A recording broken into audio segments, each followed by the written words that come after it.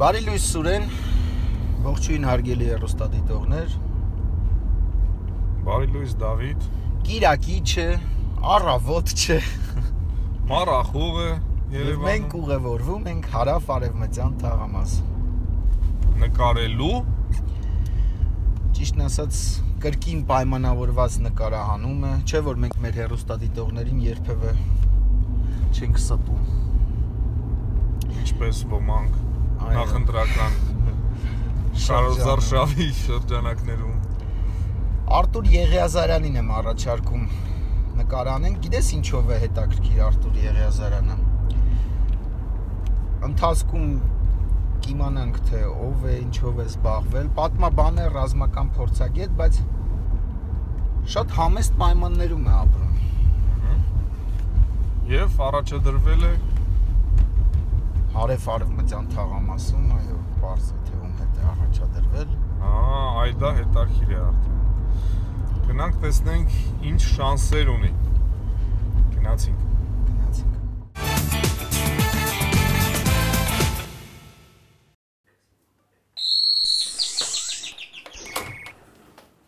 Բարև ձեզ, պարոն Եղիազարյան։ Բարև ձեզ։ Հայկական երկրորդ հեռուստալիքն է, չէին սպասում արդում։ Իհարկե դուք մեզ սպասում եք, մենք պայմանավորվել ենք, կարելի է։ Համեցեք։ Ինչպես եք։ Հրաշալի։ Ինչպես է ձեր տրամադրությունը։ Լավ։ Ես ձեզ հարավ-արևմտյան թաղամասում հերոս եմ համարում, որովհետև այն ցուցակը, որ կարդում եմ եւ տեսնում եմ, որ դուք դրել եք նրանց դեմ, շատ դաժան է։ Մի քիչ փորձառություն կա, առուծի կաթ եք խմե։ Երևի բնածին կա։ Մայրական կաթը ինքը արդեն առուծի կաթ է։ Ինչի մասն եք խոսում, ինչ փորձառության մասին։ Ես 12 թվականն էլ եղել եմ պատգամավորության տեխնացու մեծամասնական կարգով, առանց փողի, մասնակցել եմ ընտրություններին եւ բավականին լավ արդյունք է եղել 8-րդ ընտրատարածքում։ Հիմա կարծում եք հեռուստադիտողը հավատաց, որ առանց փողի հնարավոր է։ Կարծում եմ այո, բոլոր այն մարդիկ, ովքեր ինձ քվեարկել են, միանշանակ կհավատան, որտեղ ես իրականում ստացա ժողովրդի մեծ աջակցություն։ Հենց սրանով նաեւ Դե բանից դուրս գանք, որ բոլորը չի հարության, որ փողով են քվեարկում։ Այնպես որ մենք ունենք նաև առողջ տարի։ Պարոն Եղիազարյան, մենք միշտ առաջին հարցարդման հետևյալն է լինում մեր, արդյոք ինչ բնականն եք բնակվում, երբանից, ովքեր են ձեզ հետ միասին բնակվում։ Ասեմ, որ բնականը իմը չի, այստեղ Վարչով եմ ապրում։ Այս թվաց ձեր չի, այստեղ նկարահանում են կատարում, ուրիշ շքեղ բնակարան։ Դե հիմա կարող էի ծանոթներ կան, ուրիշ բնակարան գնանք, բայց դա ճիշտ չէ լինի, որտեղ ապրում եմ, սա է իմ տունը, իմ ընտանիքը այստեղ ապրում։ Ես այս նույն թաղամասի բնակիչ եմ, ուղղակի հայրական օջախից մի քանի տարի առաջ անջատվեցինք, ուղղակի թվականակով արդեն շատ մեծ էինք, եղբորս երեխաներն էլ էին մեծանում, իմ տղաները ուսանողներ, ու այդ պահից Վարչով ենք ապրում, մինչև որ այդ հնարավորությունը կլինի, որ տան աշխատուժը կշատանա, կարողանանք անդադ լսում եմ, որ Արցախյան պատերազմին մասնակցած մեր հերոսներին բնակարաններ տրամադրում են։ Ձեր դեպքում շրջանցել են։ Ճիշտ ասած, ես չեմ հետաքրքրվել, չեմ անում ինչ ծրագրեր կա, նմանատիպ, ասենք առաջարկ չի եղել, ես էլ չգիտեմ այդպես հարցերում ում են դիմում, ինչպես են բանում։ Իմ հույսի վրա եմ ճիշտ ասած դրել։ Ժամանակին, որ բանակում էի, այն ժամանակ բանակում հերթագրում կար, եւ ես ծառայության մեջ իմ ընտանիքից ելնելով թվակազմից առաջնահերթ ցուցակի համար մեկն էի, բայց այդ ժամանակ ֆոնդով ընդհանրապես բնակարան չկար։ Հենց բանակից դուրս եկա 2 տարի հետո սկսեցին ծառայողներին արդեն բնակարան տալ։ Մենք մեր հաղորդման ստեղծագործական կազմով ցանկանում ենք, որ դուք ընտրվեք եւ ընտրվելուց հետո կարծում եմ մեծ առանձնատուն կունենաք։ Չէ, ես ինքս հակում չունեմ մեծ առանձնատուն ունենալու, բայց դա մեր ցանկությունն է, ունեցեք, է։ Շնորհակալ եմ։ Հետաքրքիր հաղորդում նկարենք, մեծ առանձնատուն։ Անպայման կուզենայի մի փոքր այգիով առանձնատուն լիներ։ Առանձնատուն ուղղակի որ ասում եմ ոչ թե դղյակ, այլ սովորական մարդկային ապրելու պայմաններով եւ այգի լիներ, որտեղ սիրում եմ բույսերով։ Պարոն Եղիազարյան, մի փոքր ձեր անցած ճանապարհի մասին կպատմեք մեզ, որովհետեւ շատերը հեռուստադիտողներից գիտեն, իսկ շատերը չգիտեն ձեր մասին։ Ինչից սկսվեց։ Ինչից սկսվեց, այդ է։ Ձեր կյանքը, ես գիտեմ, որ դուք մասնակցել եք պատերազմին, ձեզ թույլ են տվել, որպեսզի համալսարանում քննությունների միայն ներկայանաք եւ այլ ձեր անցած ուղին ճանապարհը։ Արդեն համել իմանան ձեր մասին։ Եթե Արցախյան ազատամարտի հետ կապված դեռ դպրոցական տարիքում բարձր դասարանների մեջ, երբ որ սկսվեց Արցախյան ազատամարտը, Այդ ժամանակ հատկապես երբ որ սկսվեց զինյալ պայքարը, ստեղծվում էին արդեն կամավորական ջոկատներ։ Ես 10-րդ դասարան էի եւ այդ ժամանակ աֆղանական պատերազմի վետերանների ջոկատինքից, ազգային լեգիոնինքից ստեղծվեց Սողոմոն Թելերյան պատանեկան ջոկատը եւ անդամակցեցի այդ ջոկատին։ Իդեպ Դավիթ Ամալյանի հետ օրինակ երկիշ մեր ընկերությունը հենց այդտեղից է սկսել, ինքն էլ նույն ջոկատի անդամ էր։ Հետագայում արդեն 90-ականներին, 90-ի սկզբին նաև համալսարան ընդունվեցի եւ երբ որ արդեն 92-ին այսպես պատերազմ արդեն հակամարտությունը վերածվեց պատերազմի, ճիշտ ասած Շուշի ազատագրումից հետո ուրիշ գաղափար կար, Շուշին դարձնել հայոց մշակութային կրթական վերածննդի կենտրոն, որտեղ դա ինքնանպատակ չէր, էլի, ասենք եթե շատերը քարտեզներով դա դիտում էին որպես Ադրբեջանի կրակակետի այսպես խափանում, մենք ուրիշ ձև ենք նայում, այսինքն որպես պատմաբան նաև գիտեի Շուշիի պատմությունը եւ մի քանի ընկերներով մտածեցինք վերածնենք կրթական մշակութային կյանքը Շուշիում։ Եվ հենց 92-ի մայիսից սկսեցինք Շուշիում վարժարանի, այսպես գաղափար առաջացավ կրթօջախ հիմնելու, որովհետեւ բացի դա մի ուրիշ բան էլ կար, հայ բնակչությունը, որ վերադառնար Շուշի, հայ ընտանիքի համար շատ կարևոր պայման է երեխայի կրթությունը։ Հայ մարդը ապրի այնտեղ, որտեղ աշխատանք կա եւ տեղեկացված է քանի ընտանիք է բնակվում Շուշիում։ Ու տենց պաշտոնական տվյալներով չգիտեմ մի քանի հազար ընտանիք կա, այո։ Բայց ասենց ասած ամբողջական ճշգրիտ չեմ կարող ասել, բայց կապը շատ մեծ է, միշտ ինչքան գնում եմ Շուշի գնում եմ, որտեղ քանի տարի ապրեցի Շուշի քաղաքում, այնտեղ հիմա իմ նախկին ընկերներ նախկին չեն, ընկերներ, նախկին հարևաններ, իմ աշակերտներ։ Ապրել բնակվել է Շուշիից է, չէ՞։ Հա, իմ կինս ծննդով շուշեցի է, հենց բնիկ շուշեցի է, եւ ոչ միայն ինքը, նաեւ իմ 3 զավակները հենց կռվի տարիներին նո զույգերս, երկվորյակներս կռվի ժամանակ, արդեն զինադադարից հետո էլ ծնվեց երրորդ որդիս, 3 տղաներս էլ շուշեցի են ծննդով։ Ղարաբաղցի։ Չէ, Ղարաբաղցի էլ չկա, կա Արցախցի, բայց իրանք իսկական հայաստանցի են։ Լավ գործ Հայաստանցի, որտեղ ինձ համար չկա, Արցախ Հայաստանի Հանրապետություն։ Լավ տեղ են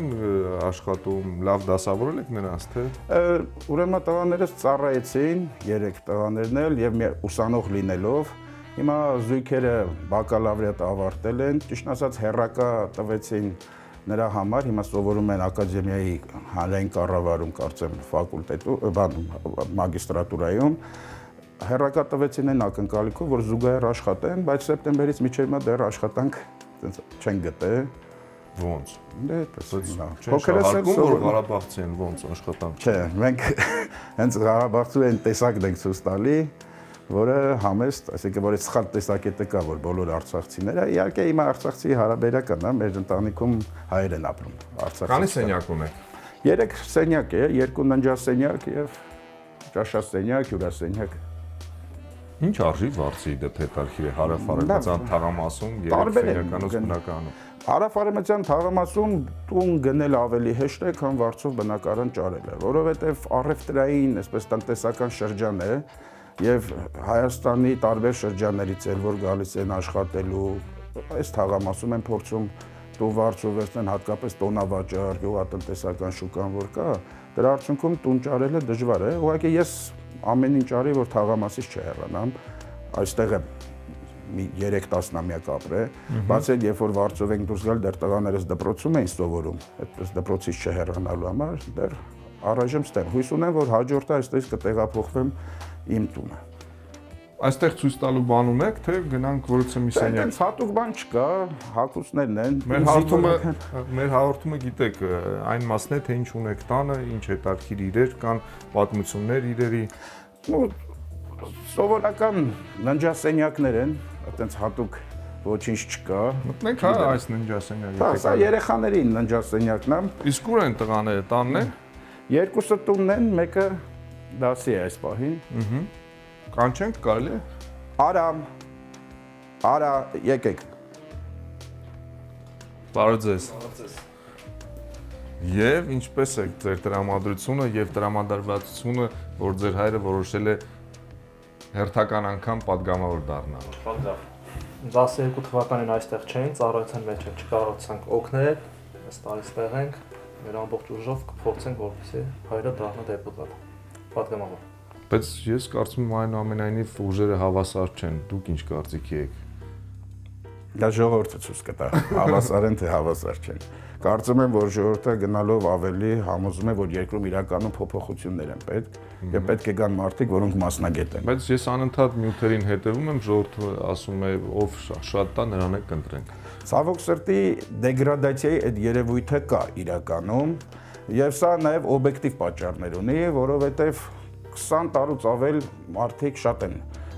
կեղծիք լսել, հիասթափություններ ապրել, բայց վերջի պիտի գա այդ պահը։ Պիտի գա, որ բեկումային փոփոխություններ սկսեն եւ մեր երկիրը պետք է նոր սկիզբ ունենա։ Մի բանն է ուրախալի, որ գումարի չափը շատ, մի քանի անգամ ավելացել է, այսինքն այն 5000 դրամը ասում են թե դարձել է 45-50 հազար դրամ։ Մենք ավելի մեծ ասենք, հա, ասենք որ 100,000 դրամ, որ ծանր լինի տվողի համար։ Լավ, ես ասեմ, ես մի հատ հոդված էի գրել, որտեղ մաթեմատիկական հաշվարկով անգամ հաշվի առնելով մոտակա 5 տարվա մեջ նահանջ տարվա 1 ավելորներ, այսինքն 50,000-ի պարագայում, եթե 1 անձի հաշվով 50,000 դրամ տան, ուրեմն բաշխել է 5 տարվա բոլորի վրա, ստացվում է, որ օրական տալիս են 27 դրամ։ Եթե մարդիկ պատրաստ են օրական 27 դրամով նորից 5 տարի խորտակել իրենց ապագան, հասկանում եք 4 հոգյանց ընտանիքին։ Բայց մարդիկ հույս հավատ չունեն, ասում են մեկը խորտակվել է, գոնե պես 50,000-ը վերցնենք։ Պետք է հենց մարդիկ հասկանան, որ հույս հավատը իրանցից է կախված։ Այ ինչի համար են փող տալիս։ Նշանակում է հենց իրենց քվեն է որոշում։ Եթե իրենց քվեն ոչինչ չարժենար, փող չէին տա։ Եթե տալիս եմ, հասկանում եմ, մարդկանց համար այսօր դժվար է, կարող է պահիտակ պարտք ունի, ինչ որ խնդիր ունի լուծելու, եւ այդ 50,000 դրամը ինքը փող է, բայց ինքը պետք է հասկանա, որ այդ օրը խնդիրը լուծեց եւ դրանից հետո 4 տարի 364 օր ինքը վատ է ապրել։ Արո Եղիազարյան, շփոթված ձեր թաղային հերինակությունները, լիազորները չեն թակել ձեր դուրը անձնագրային տվյալներ ցանկացել Այս ընտրությանը դեռ չէ, բայց անցյալ ընտրության ժամանակ եղել է։ Ամենատակինն է, որ ասում ես տեխնացու ես, ասում եմ, բայց ում է քվեարկելու։ Ասում չի հասկանում։ Հա, չի հասկանում, էլի, այսինքն այնպեսի հանձնարարություն են ստացել, որ ամեն գնով պետքա ձայն ապահովեն։ Դե մարդը չի հասկանում, որ տեխնացուն Նաև մեր մեծահարուստները, օլիգարխները, երբ որ չեն կարողանում պայմանավորություն ձեռք բերել, ուժ են գործադրում։ Այդ հարցում չէ, նման խնդիր չկա, ես նման վախ չունեմ, ոչ էլ մտածում եմ, որտեղ եթե այտենց նմանատիպ բան լինի, վստահ եմ այլ պատասխան կստանան նման ուժերը։ Ես չեմ ասում ինքս բռնության, ես կողմնակից չեմ, ես անգամ հայտարարել եմ, որ ես չեմ պատրաստվում ոչ մեկի դեմ հակաքարոզչությամբ զբաղվել։ Ես փորձել եմ ժողովրդին համոզել, բացատրել, թե ինչի է պետք ընտրել այս ուղին, որը ես եմ որդեգրել։ Իսկ դրանից դուրս ինչ կլինի, դա արդեն ընթացքը ցույց կտա, բայց նման մտահոգություն չկա։ Դուք կուսակցական եք։ Այո, ես հայ հեղափոխական դաշնակցության անդամ եմ, ամբողջ գիտակցական կյանքս։ Մահ կամ ազատություն։ Ձեր տղաները նույնպես, հա։ Չէ, իրանք կուսակցական չեն, իրանք եղել են դաշնակցության երիտասարդական միության անդամ, միջև բանակ գնալը։ Բանակից հետո գալուց իրանք ավելի այսպես ուսման էին զբաղված։ Հետո հասկացան, որ ավելի լավ է հանրապետական լինել եւ շարունակեցին երկրպագել հանրապետականի։ Այդպես է։ Չէ։ Ավելի լավ է անկուսակցական լինել։ Իսկ որ ոլորտում եք, ինչ եք անելու մոտ ապագայում, որտեղ եք ձեզ տեսնում, հատկապես հա կարող եք ասել Ղարաբաղցի ենք եւ վերջ պետք է աշխատենք եւ լավագույն վայրերում։ Կա այդպիսի բան։ Բիզնեսում հիմնական։ Ինչ բիզնես։ Այս թաղամասում սննդի բիզնեսը գիտենք ումն է։ Սննդի ոլորտը, սննդի ոլորտ ասում։ Իմիջիալը շատ լավ հավեղ ու տեխնիկներ է պատրաստում։ Հա, կարող են քաղցած գալ մի հատ։ Հա, արդեն տղա ես։ Մինչև մյուս հարցին անցնելը ես հիշեցնեմ մեր հեռուստադիտողին, որ այս հաղորդումը կարող են դիտել Չէին սպասում կետեմ կայքում եւ ոչ միայն այս հաղորդումը, այլ մեր բոլոր մյուս հաղորդումները։ Եթե գնալուց մեկ շաբաթ անց, այս հաղորդումը կլինի Չէին սպասում կետեմ կայքում։ Կա այստեղ այս սենյակում ինչ-որ մի բան, որի մասին կցանկանայիք խոսել կամ մեզ ցույց տալ։ Գրքեր եմ տեսնում, ինչ գրքեր են այդտեղ։ Այդ տղաներից ուսման հետ կապված գրքեր են, այդպես խառը, ճիշտ ասած ես ասեմ, որ հիմա Վարչով ենք ապրում, հայրական տնից որ անջատվեցի, սա ես եմ իդեպ, փոքր ժամանակ, տղաների սենյակում իմ մանկության նկարն է։ Ես նյութեր տեսա, որտեղ դուք բեղերով եք։ Հա, երկար տարիներ ես ամբողջ ծառայության ընթացքում եղել եմ Արցախից սկսած, եղել եմ բեղերով։ Ճիշտ ասած, միգուցե ժամանակին դա պետք էր, որովհետև Ես իմ տարիքից ավելի մեծ գործերով եմ զբաղվել, նաև արտաքին տեսքը այսպես մեծացնում էր եւ դա էլ էր դեր խաղում։ Հետո պատաբար մի անգամ սափրվեցի ու տենց արդեն քանի տարի է առանց բեխ ենք։ Ըստ ձեզ ով է Հայաստանի Հանրապետություն լավագույն քաղաքական գործիչը, եթե կային այդպիսիներ։ Տենց մեկ անց չես կարող նշել։ Երեքին ասեք։ Լավագույն քաղաքական գործիչը։ Լավ, եկեք այս հարցից ձեռնպահ մնանք հիմա։ Չկան այդպիսիները։ Ես կարող եմ շատ անուններ տալ, տարբեր, մի քիչ ավել, մի քիչ պակասով։ Բնականաբար ես լինելով կոնկրետ թիմի անդամ, հիմա ճիշտ չի լինի, որ ես միայն նշեմ իմ թիմը։ Ռեյտինգային առումով ասում են այսօր վարչապետը մեր երկրի վարչապետը լավագույն քաղաքական գործիչներից մեկն է։ Գիտեք ինչ, ամեն ինչը կգնահատվի վերջնական արդյունքներով։ Ցանկացած գործողություն, ցանկացած գործընթաց չափելի է արդյունքով։ Լինենք լավատես, հուսանք, որ իրականում դեպի լավն է ամեն ինչ գնալու։ Պարզ է, իսկ ամենավատ քաղաքական գործիչը ով է։ Եկեք դա այդ հարցից էլ խուսափեմ, էլի։ Ինչի՞ բայց։ Չգիտեք ինչ եմ, որտեղ հիմա ամեն մեկի մեջ էլ կարելի է լավ։ Ես այն օրը նայում էի ազգային ժողովի բացակաների ցուցակը, պատգամավոր կար, որ 9 անգամ էր եղել ընդհանրապես։ Պատգամավոր կարող մի անգամ է եղել։ Այստեղ այո, սա խնդիր է։ Հիմա անուններով չխոսենք, բայց նայեք մարդիկ էլ պետք է ընտրություն կատարելիս սա հաշվի առնեն։ Մի հատ թող բացեն, ասենք, եթե այսօր առաջադրված անձիկ կան, որոնք եղել են նախորդ գումարման այս ազգային ժողովում, տնային քանի անգամ են մասնակցել նիստերին, ինչ հարցերում ինչպես են քվեարկել, ինչ օրենսդրական նախաձեռնություններով են հանդես եկել, եւ եթե մարդը ոչինչ չի արել, հարց է առաջան, հիմա ինչի է առաջադրվում, ինչ ակնկալիքով, ինչի համար։ Բնականաբար ոչ ժողովրդին ծառայելու։ Միգուցե ունեն իրենց անձնական հաշիվները, բայց դա կարծում եմ մեզ չի արդեն։ Լավ, բիզնեսներ ունեն, ամեն ինչ ունեն, ինչ է տալու նրանց խորհրդանես ձեզ։ Եթե այդպես ձգտում են լինել։ Դա նախորդ շրջանի եկած ստերեոտիպն է, այսպես իրանք իրենց տանիք լինելու համար կարծում եմ, բայց պիտի հաշվի առնենք մի բան, սահմանադրության փոփոխությունից հետո հիմա լրիվ այլ վիճակ է եւ արդեն իշխող այսպես քաղաքականությունը լինելու է կուսակցությունների ձեռքին, խորհրդանում։ Եվ նման պատեհապաշտ մարդիկ ուղղակի պետք է բացառվեն, որպեսզի կարողանան երկիրը ճիշտ ընթացքով գնա։ Սա գիտեք ինչ է, անցումային շրջան է։ Կամաց-կամաց, այսինքն այս ընտրությունից հետո հատկապես բոլորը կսկսեն հասկանալ, որ պետք է փոխվել։ Եվ այդ փոփոխությունը իրական մենք ավելի կտեսնենք մյուս խորհրդանում։ Ես հույս ունեմ, որ այս ռեյտինգային կարգն էլ կհանվի, որտեղ անկեղծ ես այս ձևով ռեյտինգային մեխանիզմը չեմ ընդունում։ Սա այսպես տեղայնացված մի բան է, որը անհասկանալի է։ Ռեյտինգ հասկացությունը մարդու վարկանիշ է։ Կամ պետք է լինի համապետական, նոյեմբերյանից մինչև մեղրի, կամ պետք է կոնկրետ անձին կարողանա ժողովրդել եւ իրական պատկերը կերևա։ Եվ այդ դեպքում այդ օլիգարխներն է կբացառվեն։ Որտեղ այսօր իրանք մի ընտրատարածքի վրա որոշակի ռեսուրս միջոց դնելով փորձում են ստեղծել, այսպես ձեռք բերել մեծ քվեներ։ Սա իրականում ռեյտինգ չի, էլի, որ ասենք իր ռեյտինգը բարձր։ Ուղղակի ռեսուրսներն են հնարավորություն տալիս տվյալ ընտրատարածքում որոշակի հաջողություն գրանցել, բայց չեմ կարծում, որ իրանք այդ միջոցներ ունեն, որ նոյեմբերյանից մեղրի բաշխեն։ Հետևաբար այդ ժամանակ ավելի մտավորական մարդիկ, մասնագետ մարդիկ կկարողանան այս սենյակում բավականին ցուրտ է, գարուններ չի գալիս։ Դե եկել է, բայց հոսանքով ենք ջեռուցում, հիմա գնանք մյուս սենյակներ, հա, որտեղ ավելի տաք է եւ ջերմ։ Հա, դեստեղ էլ Սա մեր ննջասենյակն է, նաև ինչ որտեղ աշխատասենյակ է, համակարգչով։ Այստեղ հետարքի է թե ինչի, որ օրենքի վրա եք աշխատում եւ որ օրենքներն եք փոխելու։ Օրենքի վրա կաշխատենք այն ժամանակ, երբ որ կլինենք խորհրդանում։ Ես ինձ տեսնում եմ այդ աշխատանքի մեջ, որովհետեւ երկար տարիներով հենց պետական ոլորտում զբաղվում եմ գործադիր իշխանության մեջ։ Որտեղ։ Հիմա ներկայությամբ աշխատանքի եւ սոցիալական հարցերի նախարարության մոնիտորինգի բաժնի պետն եմ։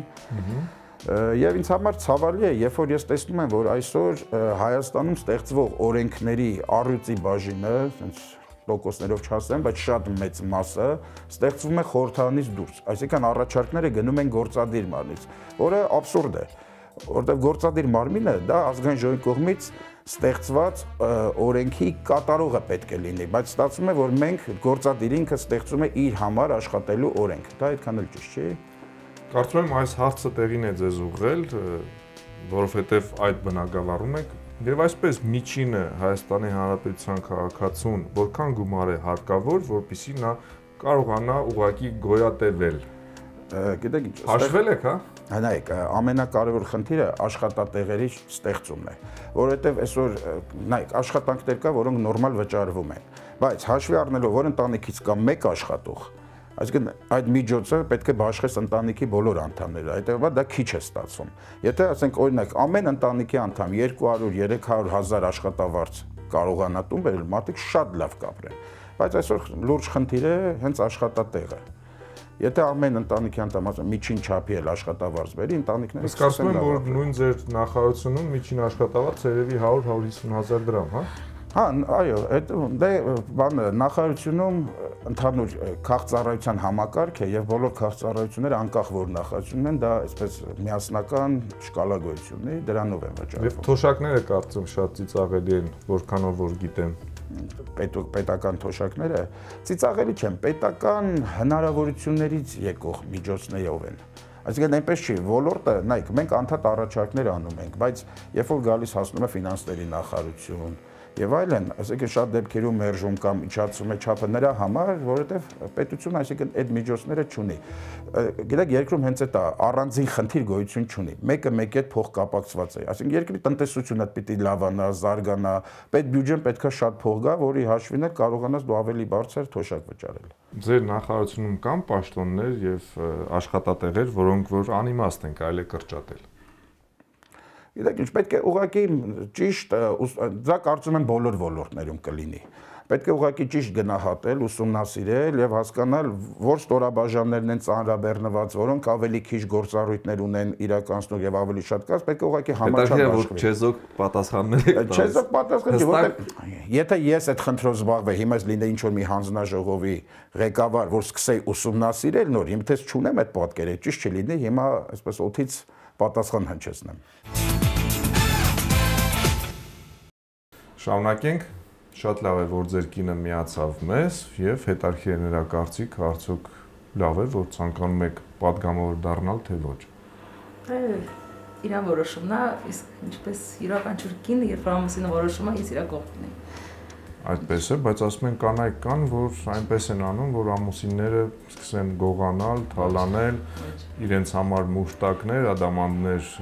գնեն, եւ դա է պատճառը լինում, որ մեր պաշտոնյաները թալանում են։ Կանայք են մեղավոր մի խոսքով։ Դրա համար, որ ինքը այդքան արդար է։ Վերջերիչո 24 տարի է, մենք ամուսնացած ենք, այդ ձև լիներ, դա արդեն վաղուց տեսանելի է։ Կարևորը նյութականը չի, կարևորը մնացած արժեքներն։ Խոսքով այդ լուրերը Ղարաբաղի կանանց մասին սուտ են։ Այդպեսին չեն նրանք, որ ամուսիններից ստիպում են թալանել։ Հաստատ սուտ է։ Շուշիում ծանոթացաք որտեղ։ Շուշիում։ Շուշիում ես ճիշտ ասած կնոջս տատիկին եմ առաջինը ճանաչել եւ կինս երբ որ հյուր էր եկել տատիկին, տենց առաջին անգամ այդպես եմ տեսել եւ 2 ամիս հետո ամուսնացանք։ Հեշտ տեղի ունեցավ ամեն ինչ, հա, հեշտ էին համաձայնել։ Չէ, շատ բարդ, հիմա ասեմ, իմ ամուսնության ժամանակ ոչ մի ազգական չի եղել։ Դե պատերազմի ժամանակ էր եւ իմ մարտական ընկերներն էին, իմ խնամիները, որ գնացին աղջիկ ուզելու, աներս էլ զինվորական բժիշկ էր եւ այսպես սկզբում չէր համաձայնում, ասում լավ պիտի ծնող չտեսնեմ։ Բայց պատկառելի մարդիկ էին, Երջանկայիշատակ Պետոն եւ այլ զինվորականներ, որոնք Արցախում հայտնի էին եւ ասած ծնողի տեղ այդ պահին իրանք գնացին եւ այդպես ամուսնացանք։ Ինչպես եք դրսևորում ձեզ խոհանոցում, միայն սպառողի դերում, թե նաեւ կարող եք պատրաստել։ Գերազանցապես այո, սպառողի դերում եմ, բայց երբեմն կարող ասենք հաճույքի համար այսպես ինչ որ մի բան ցանկանամ ինձ ձեռքով սարքել, այն որ տղամարդ են կամ չգիտեմ, ինչ որ կտրելու կամ բան որ մասի հետ աշխատելու կարող աջակցությամբ այսպես կամ երբ որ մենակ եմ լինում, որտեվ նախկինում երբ որ երեխաները փոքր էին, ամառները դպրոցական արձակուրդներին միշտ ուղարկում էի Արցախ կնոջս հետ եւ այդ ամիսներին ես մենակ էի 2-3 ամիս մնում, բնականաբար այդ ժամանակ ինքս էի իմ ուտելիքը սարքում, բայց հիմնականում սպառող եմ։ Բարձր։ Բայց որպեսզի լավ սպառող լինեք եւ լավ բաներ պատրաստվի ձեր խոհանոցում, կարծում եմ ձեր կինը միշտ կարիք ունի, որ խոհանոցը ել ավելի բարելավվի եւ հարմարավետ լինի, թե համեստաբար հարմարվել է այն պայմաններին, որ ունեք։ Հիմա քանի որ վարձով ենք ապրում, այս տունը դատարկ տուն էր։ Այս ինչ էլ կա, ասենց ես եմ հավաքել, միջև որ կունենանք մեր տունը, այն ժամանակ արդեն կնայենք ըստ ճաշակի այնպեսի խոհանոց կունենք, որ ոչ միայն հարմար կլինի։ Կյանքի լավագույն տարիները անցնում են, արդեն։ Խոհանոցում։ Չէ։ Ընդհանրապես։ Չէ, կարծում եմ նոր է սկսում։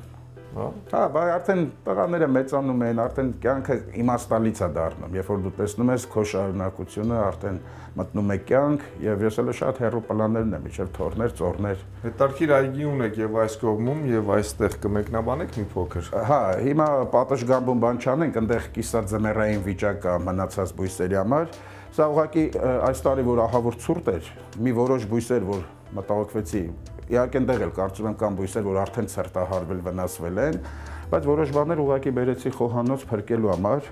Ճիշտ ասած այդ օրերին շատ նման էի Նահապետին։ Այն Նահապետ ֆիլմի մեջ որ այգին ցուրտը տալիս է, ես այս գազով ջախից միացնում էի, այս դռներ, ասենց որ ջերմություն գնա, որ չցրտահարվեին, հնարինես։ Ոստեղ մի քանի ցիտրուսային բույսեր են, դափնու ծառեր են։ Բերք տալիս է։ Հա, միանշանակ։ Դե դափնու բերքը որն է, իր տերևներն են։ Երկու տեսակ կա,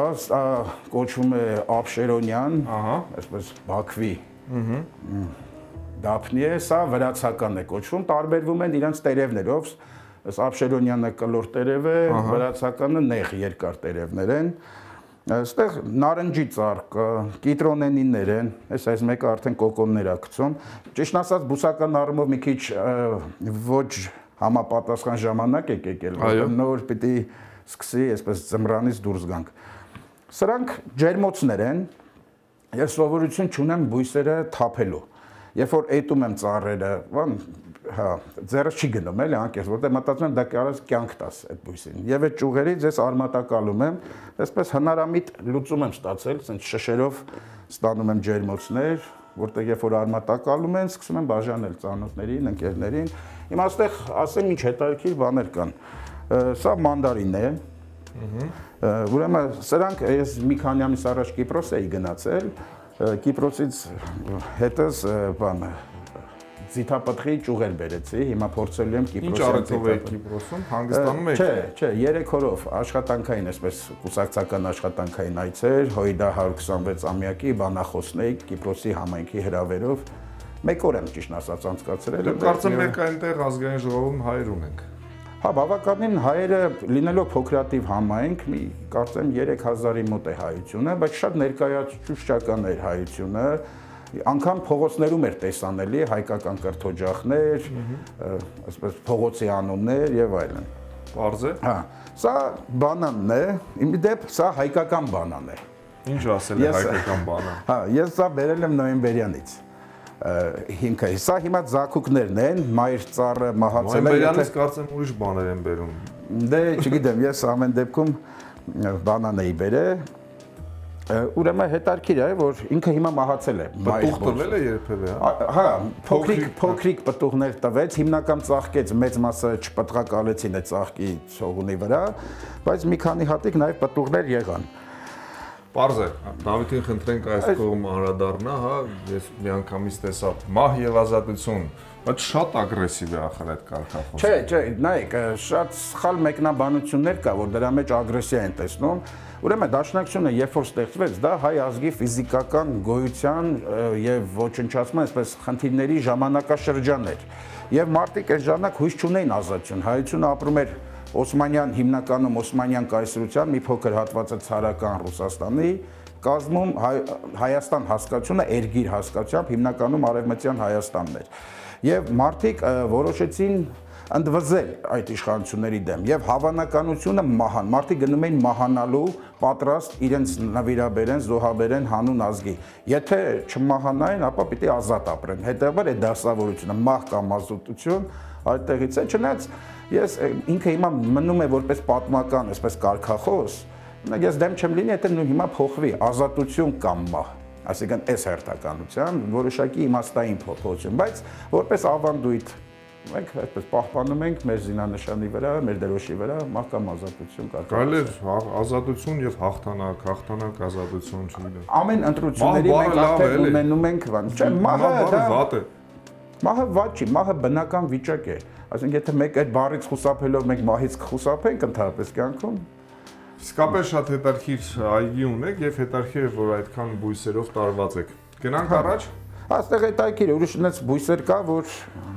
դեռ Հայաստանում գոյություն չունի։ Ես փորձել եմ սա տարածել։ Օրինակի համար այդտեղ նոն այն մեկի անունին չեմ հիշում։ Կումկվատ կա, կլեմանտին։ Կլեմանտինը շատ հետարքիր բույս է, որ ինքը տեսքով մանդարինի է նման, բայց շատ յուրահատուկ նարնջի համով, այսպես միրգ է, որ Հայաստանում ընդհանրապես չկա։ Հույս ունեմ, որ այս մի փոքրիկ ծաղկանոցը կդառնա այսպես տարածման աղբյուրը։ Սա էլի դրսից Կիպրոսից եմ բերել։ Եթե ընտրվել միջայլոց այն պատուհանն էլ կա, այնտեղ ձիթապտղի ծառ կա, կումկվատի, հա, էլի այտենց մի քանի արևադարձային բույսեր։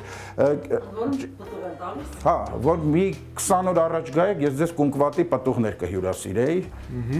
Դա թարս ցիտրուս է, որի կեղևը ավելի համեղ է, քան միջուկը։ Իրան այսպես առանց մաքրելու ես ուտում։ Գծելով սա ձիթապտղն է, կանաչ ձիթապտղնի է։ Սա կումկվատն է, սա մանդարինն է, երկուսն էլ պտղակալում են։ Մենք ամեն տարի արդեն ուտում ենք դրա պտուղները։ Հայ տղամարդը ունի պարտականություններ, իսկ հայ դաշնակցական տղամարդը ինչ պարտականություններ ունի։ Հենց դաշնակցական լինելը դա արդեն նշանակում է կամավոր պարտականությունների ստանձնում։ Որոնք են։ Հենց ինձ շատ հետաքրքիր բան ասեցիր,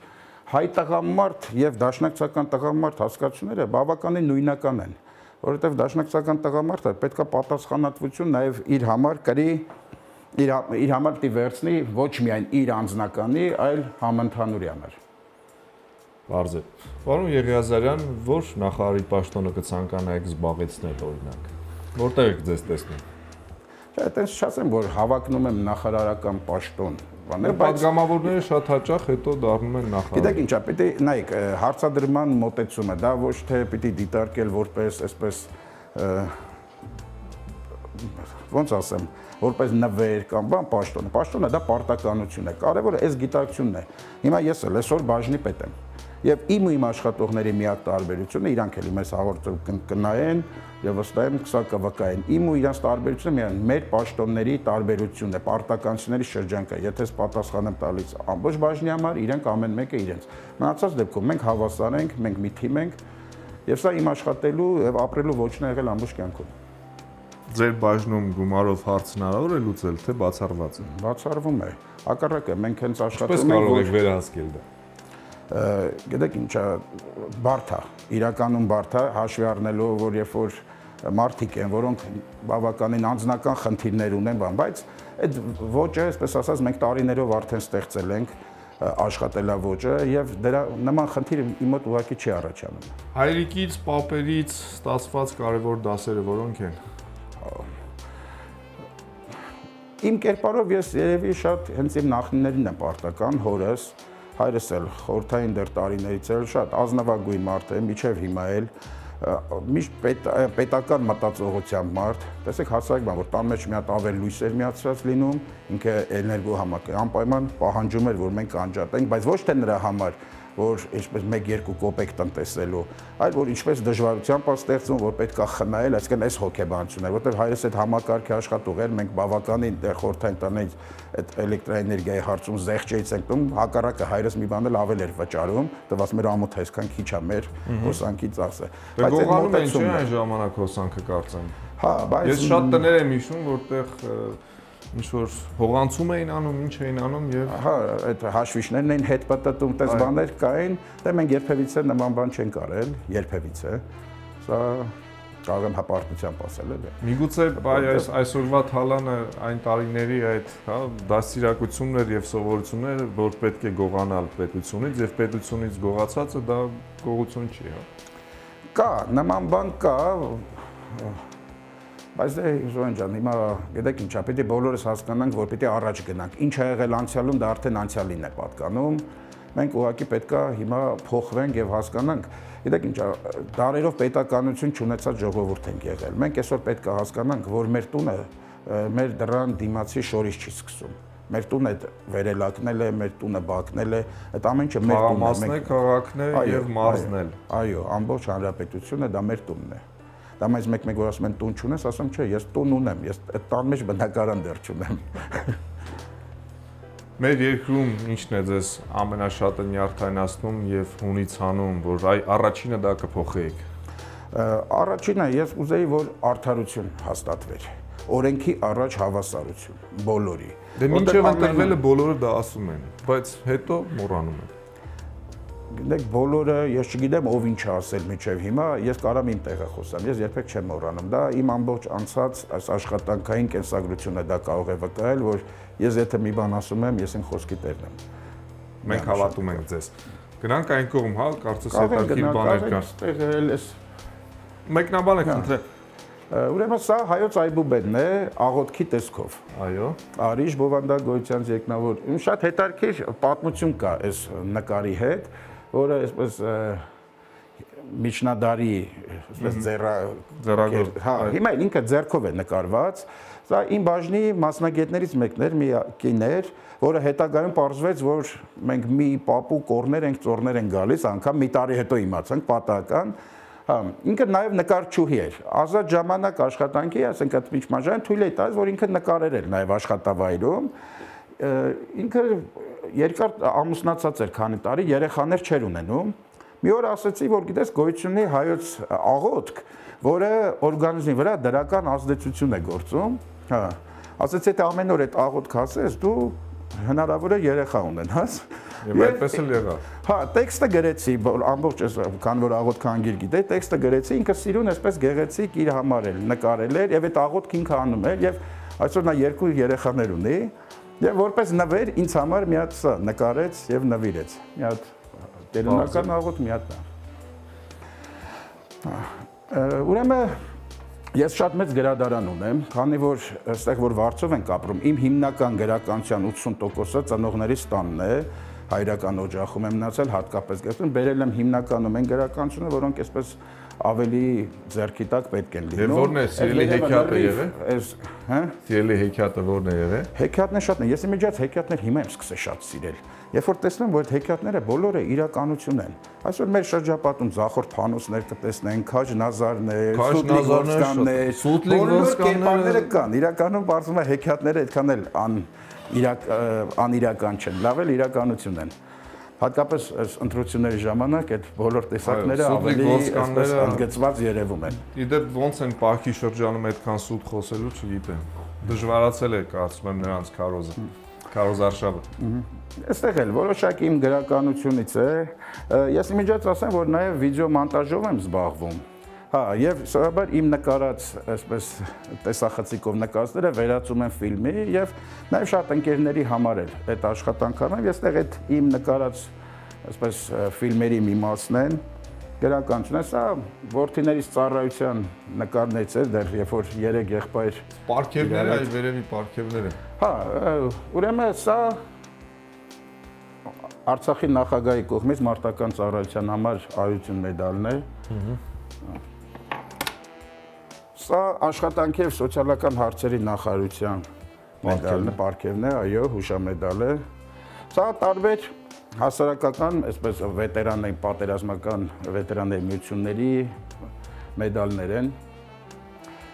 Սա Շուշիի խորհրդանիշն է, այս հրեշտակը, որը մեր տանը մշտապես պահում եմ, որտեղ Շուշին ինձ համար մնաց այսպես ամենահարազատ քաղաքը։ Եվ այս խորհրդանիշը միշտ մեր տանն է։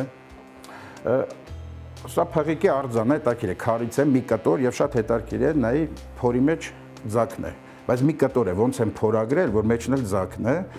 Այս արձանիկը մեր նախարարության աշխատակցությունից մեկը, որ Հնդկաստան պետք է գնար, հարցրեց, ասեց, ինչ կուզես քեզ բերեմ։ Ասեցի փիղ, կատակով ասի, նկատենալը, որ Հնդկաստանը, ասենք, փղի երկիր է, Բարձր։ Ու ինքը սա էր բերել, հասկացել էր, թե ինչ որ մի փոքրիկ հուշանվեր եմ ուզում, փիղը սենց հակառակ ենք դնում, որտեղ ասում են պետք է փիղը հաջողություն է բերում, պետք է գումար է բերում։ Հա։ Սա էլի մի փոքրիկ հուշանվեր է, սա մերձավոր արևելքից է, էլի մեկ այլ ընկեր վերև, որ այսպես սնոտիապաշտական բան կա, որ երբ որ երաշտային ժամանակ է լինում, այսինքն պետք է գորտը կրկռա, որ անձրև գա, եւ հիմա սա այսպես գորտի ձայն է հանում, էլ այսպես խորհրդանշական շատ նման է։ Հա, գորտի ձայնը։ Ցավոք սրտի մեր եթերաժամը սպառվում է, ինձ մնում է միայն ավելացնել, որ այս հաղորդումը կարող է մեր հեռուստադիտողը դիտել եթեր գնալուց 1 շաբաթ անց, չէին սպասում KTM կայքում։ Ավելացնելու բան կա։ Ես մենակ մի բան կավելացնեմ, որպես падգամավորության տեխնացու, հիմա քանի որ այս օրերի մեջ է, ես կուզեմ, որ բոլոր տեխնացուները առողջ պայքար մղեն եւ ի նպաստ մեր երկրի, այսինքն մենք կերտենք մի երկիր, որտեղից մեր զավակները չեն մտածի արտագաղթելու մասին։ Սա կուզեի ասեի։ Շնորհակալություն։ Ես էլ շնորհակալ եմ։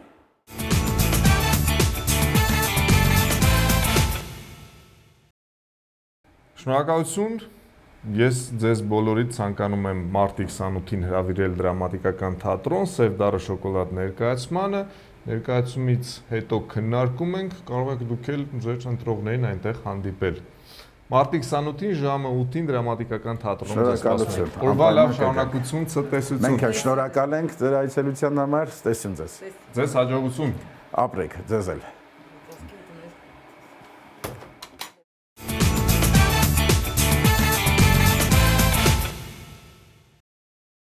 Դավիթ, ես կարծում եմ, որ հետաքրքիր հաղորդում ստացվեց եւ շատ հետաքրքիր անձնավորություն էր Արտուր Եղիազարյանը։ Այո։ Եվ տա Աստված թող մեր ազգային ժողովում իսկապես ոչ թե նյութապաշտ մարդիկ լինեն, այլ վեհ գաղափարների, այո, համար падգամավոր ուզենան դառնան եւ պետություն կառուցելու մտածելակերպով ավելի շատ, ոչ թե տանիք կանգնելու համար այդ ամենը անեն։ Ձեզ հետ ինչպես միշտ Դավիթ Վարդանյանն էր եւ Սուրեն Շահվերդյանը։